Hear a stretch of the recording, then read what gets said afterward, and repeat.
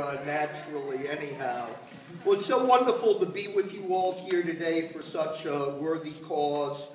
My name is Bob Whittemore, and I am a cancer survivor. As a matter of fact, December 22nd of 2011, so just about exactly 13 months ago, I was diagnosed with bladder cancer. And I got to tell you, it didn't make for a real happy holiday season 3 days before Christmas. But let me tell you something as a recent cancer survivor. I want to speak to you this afternoon about the importance and the role of attitude in helping you overcome adversity in your life.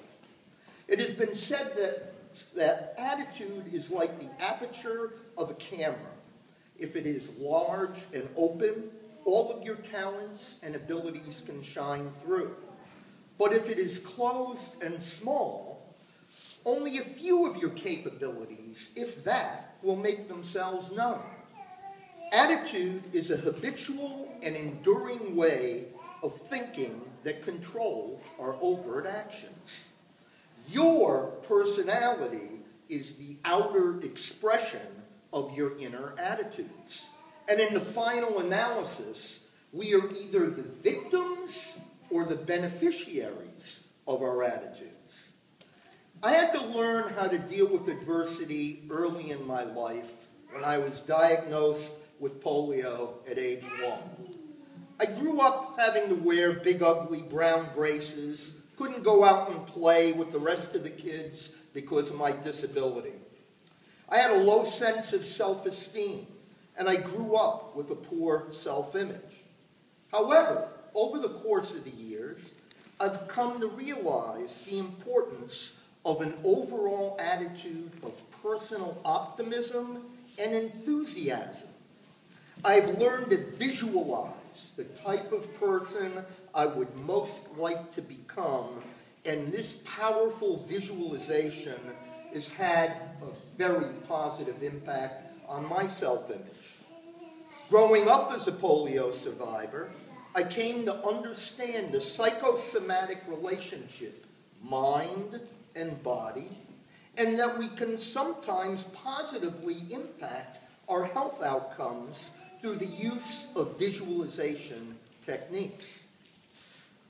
I can tell you firsthand, as a recent cancer survivor, the importance of visualizing positive outcomes. My nurses talked to me about it, and I have to tell you, I was blessed that my bladder cancer was caught early.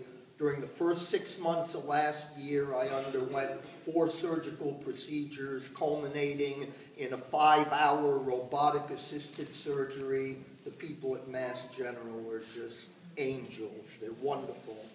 But I have to tell you that before each procedure, I put myself in a deep meditative state and positively visualized a good outcome. I'm blessed to have my wife Lisa here with me today, and she was my rock. And as a yoga instructor, she taught me many years ago the benefits of meditation and positive self-talk to yourself. So talk to yourself positively. Feed your brain with good things. Visualize the positive outcomes. I am convinced that part of these techniques significantly contributed to my recovery. Resolve today to be a more optimistic person and engage in positive self-expectancy. The great doctor of philosophy, Dennis Waitley, talks about the fact that the single common denominator of all highly successful people that he has met and worked with is that they have positive self-expectancy. They expect good things to happen. So, what I'm asking you to do this afternoon is develop an attitude that everything happens for a reason. You may be knocked down, yet when you're in possession of your inner self, there is no such thing as a knockout blow. So close the doors to your past. insofar as any regret or bitterness or postmortems are concerned. Avoid all the negative mental influences, and especially avoid the shadow of mournful regret or bitterness that can just take the sunshine away from your life.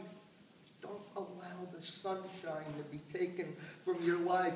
Somebody once said, you know what? Successful people carry their own weather with them.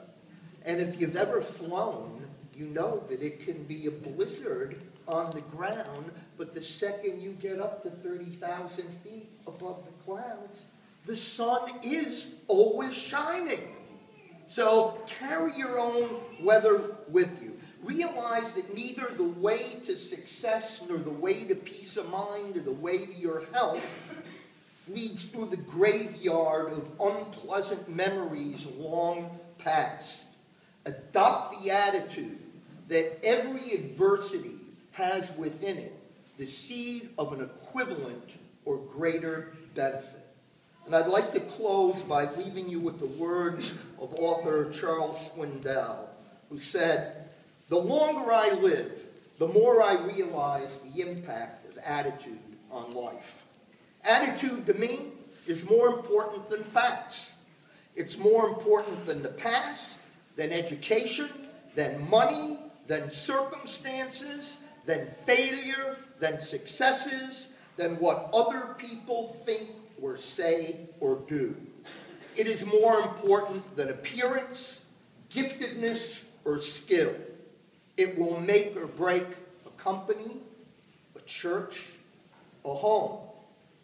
The remarkable thing is that we have a choice every day regarding the attitude that we will embrace for that day. We cannot change our past. We cannot change the fact that certain people will act in certain ways. We cannot change the inevitable. The only thing that we can do is play on the one string that we have, and that is our attitude. I am convinced that life is 10% what happens to me, and 90% how I react to it. And so it is with you. We are all in charge of our own attitudes. So resolve today to be a more positive person, and understand that in the final analysis in life, destiny is not a matter of chance. It is a matter of choice. And it is not something to be waited for. It is something to be achieved. So God bless you for supporting this wonderful charity and the work you do. Thank you for giving me the privilege to address you this afternoon, and God bless. Thank you.